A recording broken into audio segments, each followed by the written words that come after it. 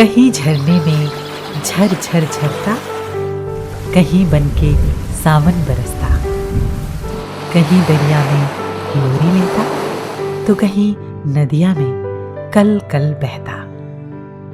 जल जीवन का सबसे अनमोल और जरूरी तत्व।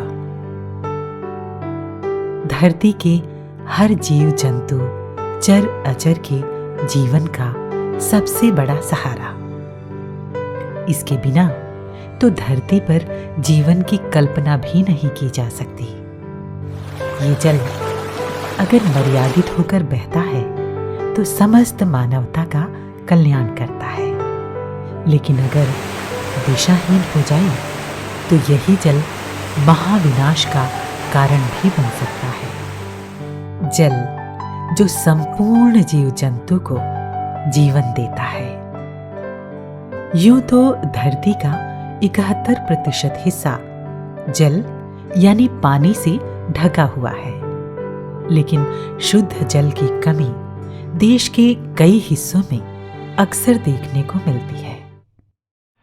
ऐसा ही एक स्थान है महाराष्ट्र के पालघर जिले का सायवन इलाका। यहाँ मराठी जनजातियों का बसेरा है, जो खेती करके अपना गुजर बसर करते हैं। दुनियावी सुविधाओं के लिए तरसता ये ग्रामीण इलाका मानो धरती के अन्य हिस्सों से कट सा गया है। कुछ समय पहले ये स्थान बीहड़ नजर आता था। बारिश के पानी पर ही निर्भर यहाँ के निवासियों के साथ साथ पेड़ पौधे और पशु गर्मी का मौसम आने तक बूंद बूंद पानी को तरस कर बेहाल हो जाते। बरसात के मौसम में मानसून आता और पानी रिमझिम कर बरसता तो यहाँ बाढ़ जैसी स्थिति उत्पन्न हो जाती। लेकिन पहाड़ी इलाका होने के नाते ये पानी बहकर निकल जाता और अपने साथ साथ खेतों की उपजाऊ मिट्टी भी बहा ले जाता। जब ये मौसम बदलता तो यहाँ की धरती का कंठ सूखने लगता, मिट्टी बंजर हो जाती और पेड़ पौधों की हरियाली नदारद हो जाती। कहीं किसी गड्ढे या ताल में जो थोड़ा बहुत पानी इकट्ठा होता, वो दूषित हालत में इंसानों और पशु पक्षियों की प्यास बुझाने में असमर्थ सा हो जाता। हालत ये हो जाती कि पानी के लिए तरसती मानवता और पशु एक ही तालाब या गड्ढे का दूषित पानी पीने को मजबूर हो जाते, जिससे कई तरह की बीमारियां होने का खतरा भी बना रहता। नन्हे नन्हे बच्चों व महिलाओं को पानी की 2 बूंद के लिए मीलों का सफर तय करना पड़ता और तब कहीं जाकर किसी गड्ढे में से बामुश्किल पानी के कुछ कतरे नसीब हो पाते। इस तरह से यहाँ के लोगों का जीना मुहाल हो जाता।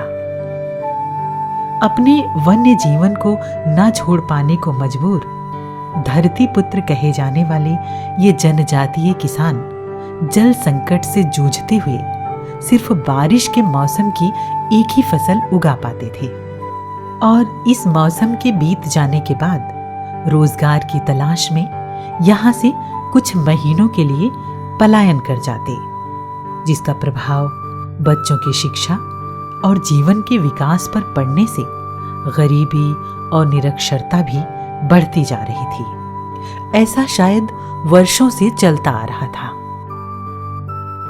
संत निरंकारी चैरिटेबल फाउंडेशन की टीम जब यहाँ पर पहुंची तो कराहती बंजर धरती, सूखे पेड़ पौधे, सूख कर कंकाल हुए मवेशियों की हालत और मानवता के मुरझाए चेहरे यहाँ के जन जीवन की दयनीय हालत की गाथा सुना रहे थे। एसएनसीएफ की टीम ने यहाँ के कई गांवों का सर्वे करने के बाद यहाँ के हालात और भौगोलिक स्थिति का तकनीकी रूप से जायजा लिया और हर दृष्टिकोण से विचार विमर्श के बाद इसका हल ढूंढा तथा इस नतीजे पर पहुंचे कि बारिश के पानी पर बांध बनाकर जल संरक्षण के द्वारा यहाँ रहने वाले लोगों की मुश्किलों को दूर किया जा सकता है। मानव सेवा को संकल्पित संत निरंकारी चैरिटेबल फाउंडेशन ने जनजातीय लोगों का उद्धार करने की ठानी और जल संरक्षण के तहत पालघर के सायवन इलाके में स्थान स्थान पर सूखे पड़े हैंडपंप और कुओं की साफ सफाई कर उनका पुनर्निर्माण किया, ताकि यहाँ के लोगों को पीने के लिए स्वच्छ जल उपलब्ध हो सके। इसके अलावा बांधों के द्वारा जल संरक्षण कर खेती और मवेशियों के लिए भी जल मुहैया किया जा सके।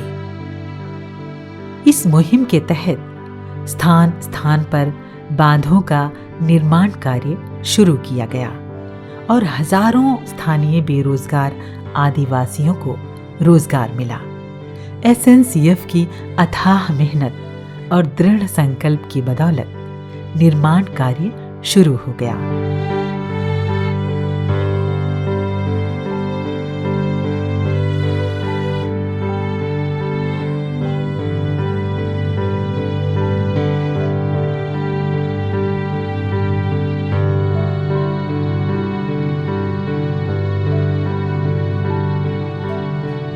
और मानवता की एक सुंदर मुहिम आकार लेने लगी।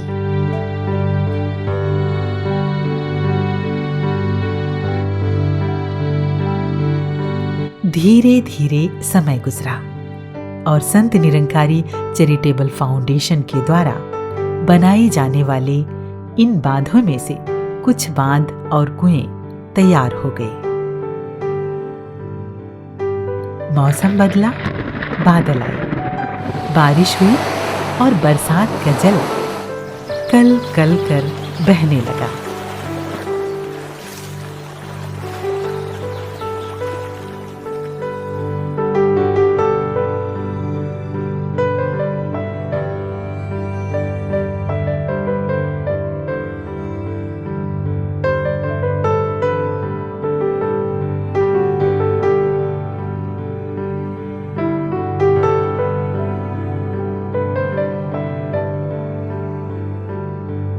लगभग 2,50,00,000 लीटर जल संरक्षण की क्षमता वाले एक बांध में जब पानी ठहरा तो जमीन के नीचे का जल स्तर भी ऊंचा हो गया।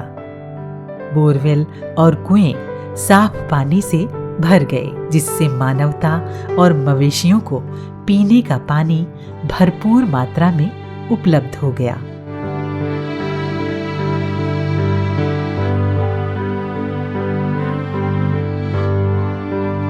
सूखे हुए तालाब और गड्ढे पानी से लबालब भर गए। बंजर मिट्टी नम होकर उपजाऊ हो गई। खेती के लिए भी पानी पर्याप्त हो गया और ग्रामीण किसानों को पूरे वर्ष फसलों की पैदावार करना आसान हो गया, जिसका परिणाम ये हुआ कि चारों ओर फसलें लहलहा उठीं। इसके साथ ही संत निरंकारी चैरिटेबल फाउंडेशन की ओर से यहाँ के ग्रामीण किसानों को समय समय पर सब्जियों व मोगरा के फूलों के बीज व पौधे बांटे जाते हैं, जिससे खेती करके यहाँ के किसानों को आर्थिक लाभ भी मिलता है।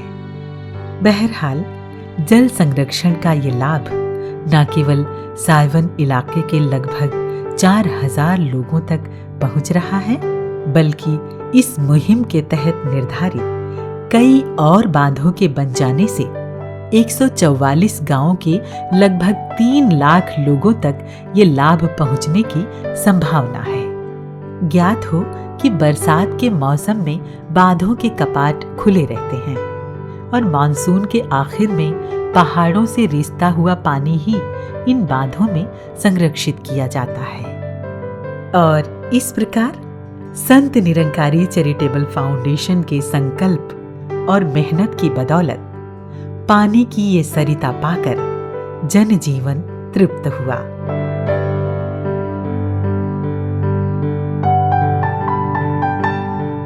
यहाँ के पेड़ पौधों पर हरियाली छा गई धरती का ये आंचल लहलहा उठा और महाराष्ट्र के पालघर जिले के सायवन इलाके का ये आंगन हरा भरा हो गया।